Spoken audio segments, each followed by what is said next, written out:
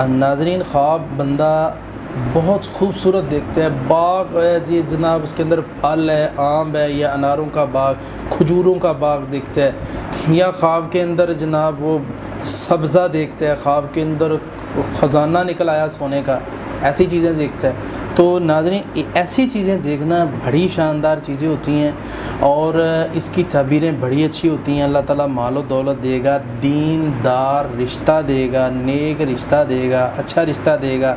अल्लाह ताला उसका नसीब अच्छा बना देगा।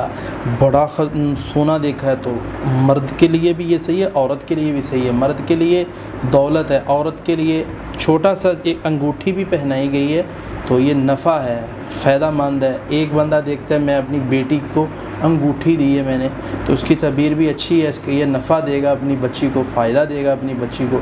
इसी तरह खूबसूरत ख्वाबों में ये भी ख्वाब खूबसूरत है कि बंदा अज़ान दे रहा है।